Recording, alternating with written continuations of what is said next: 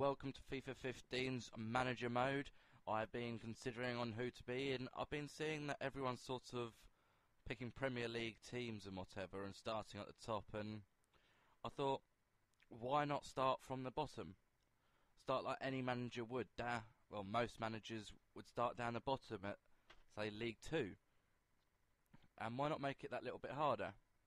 You know, I could either bring Wimbledon back up to the Premier League, but my thought was to go all the way across, down south to Portsmouth, cash-strapped Portsmouth, and see if I can't take them back to the Premier League.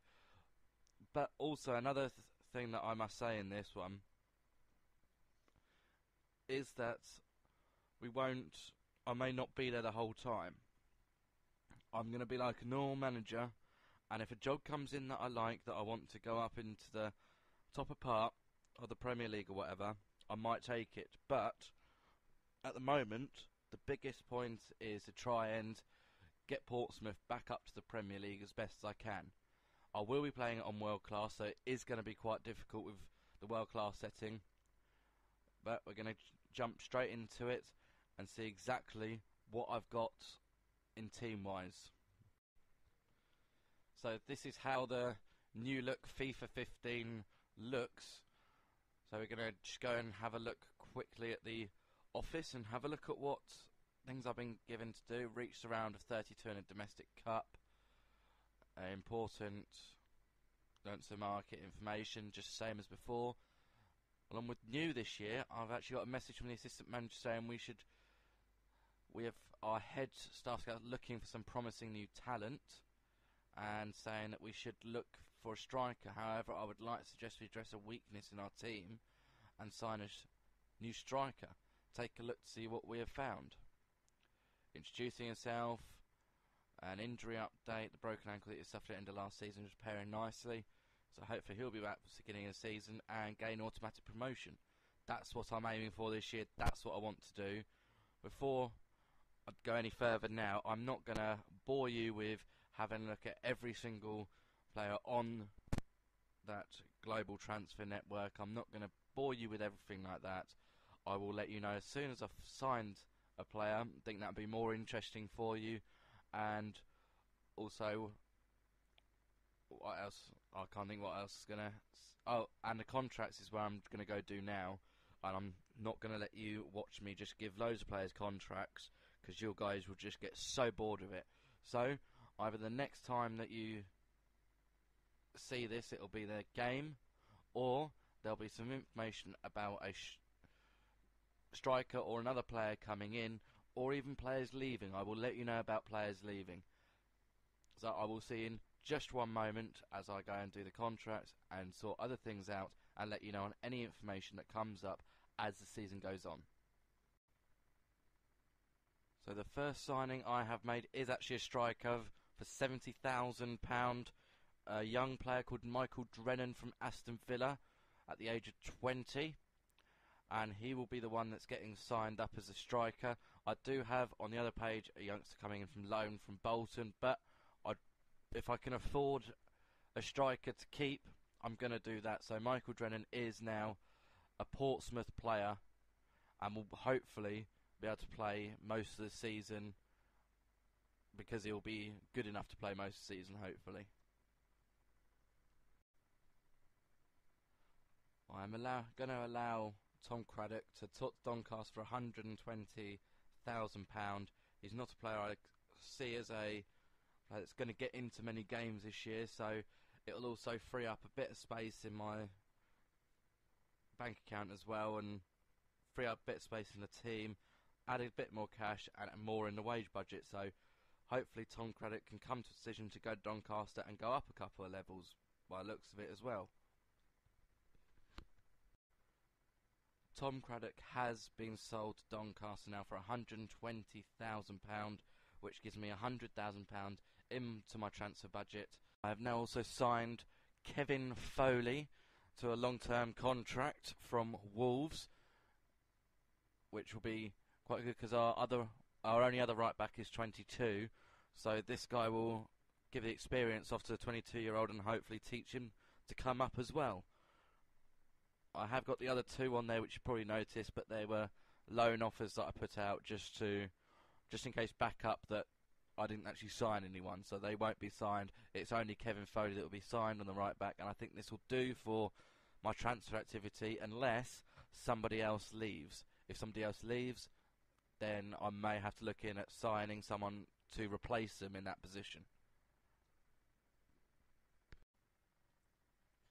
I am now also going to sign Charlie Adams. I know I said that would probably be it for the transfer dealings, but I decided I've only got the 5 central midfielders, so if I just loan in a youngster from a higher division, I can help him come forward, and he'll also help our club out for the rest of the season as well. So in the first game of the pre-seasons, we've got Chicago Fire at home. We're going to play what I think is going to be my first team for the season. I will change the name of this team sheet, and I quite like the fact you can make different team sheets, so you will see a different team sheet in the second game. But for now, I thought I'd go with the first team, what I've perceived as being my first team for the season, and up first for them is the Chicago Fire. So here we go, first pre-season game, Portsmouth versus Chicago Fire. So coming forward again.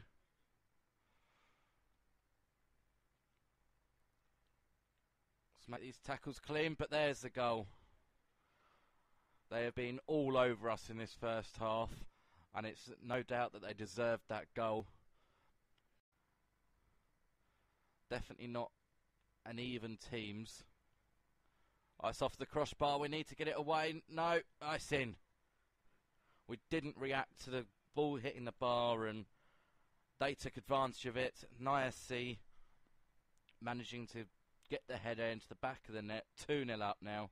I look at this, didn't react at all. By the time we did react, it was too late. We played this game against a League 2 side, we might actually do well. Apart from in defence, where we're giving it away all the time.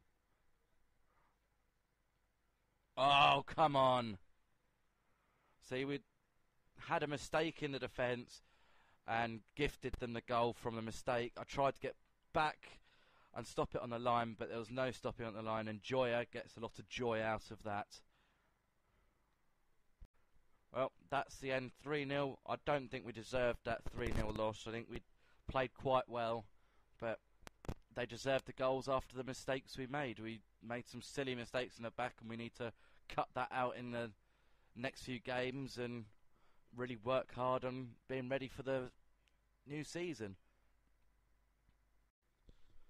So our next pre-season game was up against some team called Carpi. Not sure who they are, don't even know where they're from or anything, so I'm putting my youth team out for this game, and you see it's a different squad, and this is my second squad, so I've got that first team and I've got this youth squad, because I thought it'd be nice to have youth being represented in a team. And I know there's some of them that aren't really youth, like Poke and Dunn and Wallace. Dunn and Wallace playing in the last game, but they were the youngest of the positions that were there, and I thought they might as well have another go in there. Watmore's going to be the captain for this game. Probably change that when the season gets in. Not sure how much I'm really going to use this team, but I've got this team there anyway, just in case I need to use them. It might be a point where my first team is absolutely knackered and I don't have much else, so I'll just use the youth squad then.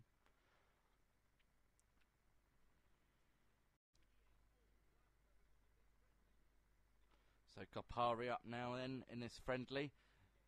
Again, don't know anything about them, so let's just hope that my youth team can show what we've got and show that this youth at Portsmouth have definitely got a bright future.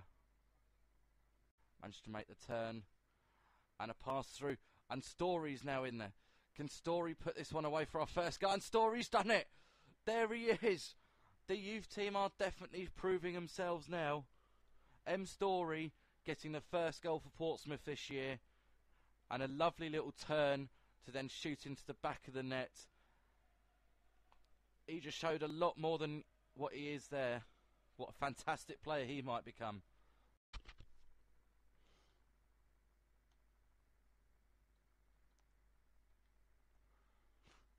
and get it away, and there's an undeserved equaliser. How the hell have they managed to come back into this? Mbakaku. No idea. Never heard of him, never heard of the team. Poor defending leads... Well, again, poor defending leads to them getting the goal. Oh, come on. Get the tackles in. Good tackle, but... Oh, come on. It's an own goal. Watmore has just smacked the ball into his own net from that. Apparently so. I'm not sure how that goes down as a Watmore own goal. But apparently my sliding tackle came in, hit the ball, and sent it into the back of the net to make it 2-0.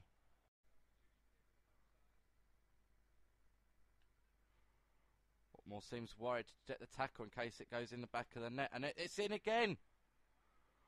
In an absolute kerfuffle at the back. I'm not sure what happened. I didn't even notice it got underneath the keeper, to be honest with you. I thought the keeper had it. What has Poke done? There, I thought he had it. Didn't see it there. Oh. So apparently it's 3-1 now.